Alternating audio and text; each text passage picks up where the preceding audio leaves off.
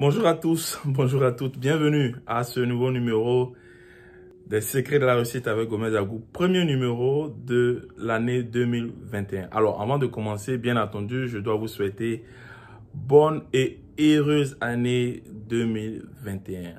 Je prie pour que Dieu vous accorde la vie, pour qu'il vous donne une très bonne santé. Prière spéciale pour toutes ces personnes qui sont entrées en 2021 avec des problèmes de santé. Je prie pour que véritablement Dieu bénisse les traitements que vous faites, bénisse les médicaments que vous faites et qu'il vous donne une santé de fer. Ensuite, je prie pour que en 2021, que Dieu vous ouvre les yeux. Que Dieu vous ouvre les yeux.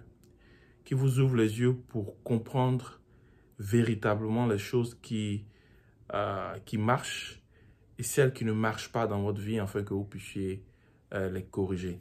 D'ailleurs, je voudrais profiter justement de ce premier numéro pour vous dire, cette année en 2021, pendant qu'on est encore en janvier, ne vous pressez pas de faire des projets.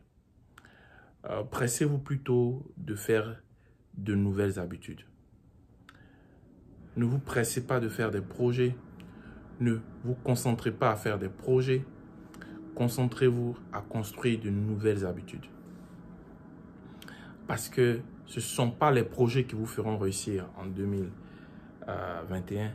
Ce sont vos habitudes qui vont vous faire réussir en 2021. Ce ne sont pas les projets qui vont vous faire échouer en 2021.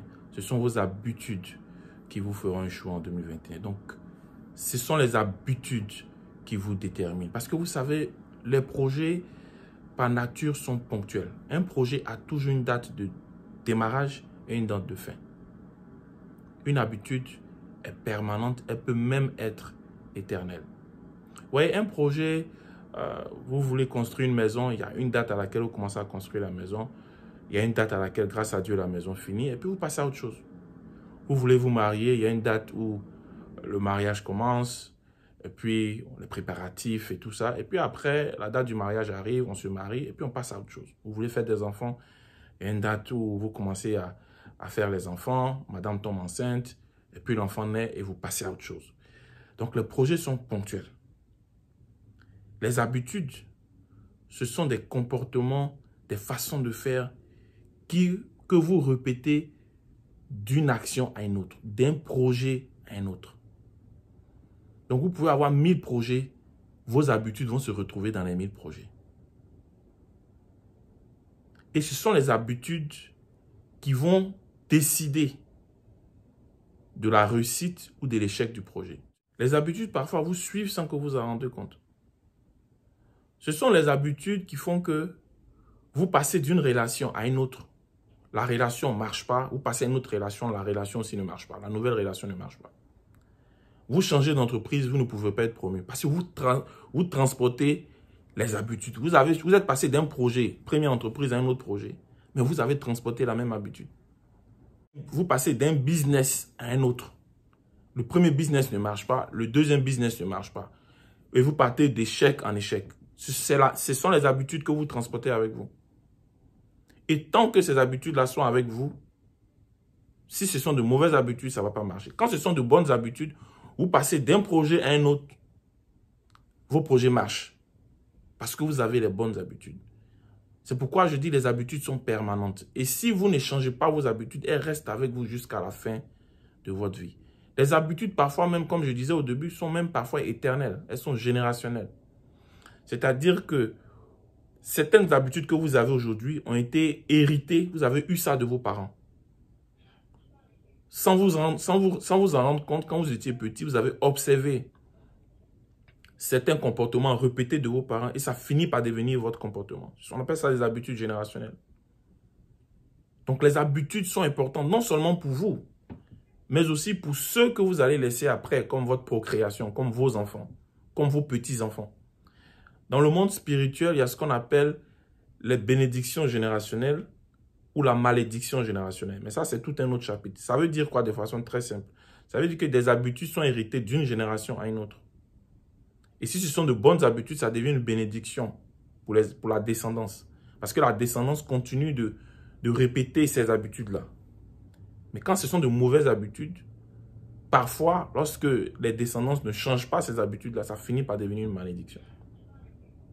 Beaucoup de gens, soit en décembre ou en janvier, consacrent leur temps sur les projets. Cette année, je veux finir tel diplôme. Cette année, je veux pouvoir me marier. Cette année, je veux pouvoir avoir une nouvelle relation. Cette année, je veux pouvoir faire ceci, je veux pouvoir faire cela. Très peu de gens prennent le temps pour comprendre leurs habitudes. Parce qu'il faut bien se rendre compte que beaucoup de gens ne connaissent pas leurs habitudes. Beaucoup de gens. Des gens vous donneront l'impression qu'ils connaissent leurs habitudes, mais beaucoup de gens ne connaissent pas leurs habitudes parce que l'habitude, je dirais, à la limite, c'est même instinctif. C'est-à-dire que vous faites ça, c'est comme un réflexe. Vous faites ça sans vous en rendre compte véritablement. Et laissez-moi vous dire la chose suivante. Vous ne pouvez pas trouver de solution à un problème que vous ne connaissez pas. Vous ne pouvez pas trouver de solution à un problème dont vous ignorez l'existence. Mais c'est la même chose pour vos habitudes. Vous ne pouvez pas changer vos habitudes si vous ne connaissez pas vos habitudes. Or, beaucoup de gens ne connaissent pas leurs habitudes. Donc, il faut prendre le temps en janvier pour évaluer vos habitudes, pour comprendre vos habitudes, pour diagnostiquer vos habitudes, pour comprendre quelles sont les bonnes habitudes que vous avez. Et celles-là doivent être renforcées, c'est-à-dire que vous devez prêter plus d'attention pour qu'elles se développent, pour qu'elles soient plus visibles dans votre vie, elles soient partout présentes dans votre vie. Et puis, vous devez vous rendre compte quelles sont vos mauvaises habitudes et travailler dessus durant toute l'année pour vous débarrasser d'elles.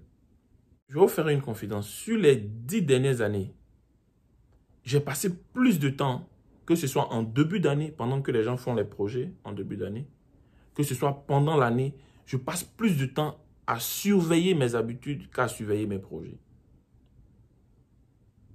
Je passe plus de temps à développer beaucoup plus d'habitudes que développer des projets. Le nombre d'habitudes que j'essaie de développer est toujours plus élevé que le nombre de projets que j'essaie de faire pendant l'année. Pendant une année, je peux avoir au maximum 2-3 projets. Parce que vous voyez, quand vous avez de bonnes habitudes, vous n'avez pas besoin de 1000 projets pour donner un tournant à votre vie au cours d'une année.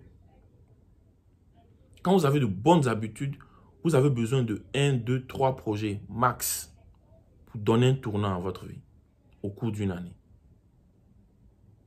Or, malheureusement, les gens prennent le temps de développer 1000 projets pendant le mois de janvier et puis passent quasiment aucun moment à identifier leurs mauvaises habitudes ou leurs bonnes habitudes pour y travailler. Et à la fin de l'année, sur les 1000 projets, ils n'arrivent même pas à réaliser 3 projets. Pourquoi? Parce que les habitudes, pendant que vous étiez en train de faire les 1000 projets, les habitudes là étaient déjà dans vos projets, prêts à tout faire échouer. Donc, concentrez-vous cette année à comprendre vos habitudes, à identifier vos habitudes, à savoir pourquoi est-ce que vous avez les habitudes que vous avez et comment est-ce que vous pouvez soit renforcer les bonnes habitudes ou vous débarrasser des mauvaises habitudes. Seulement alors, les 2 ou 3 projets que vous aurez au cours de cette année 2021 pourront être pour vous un succès.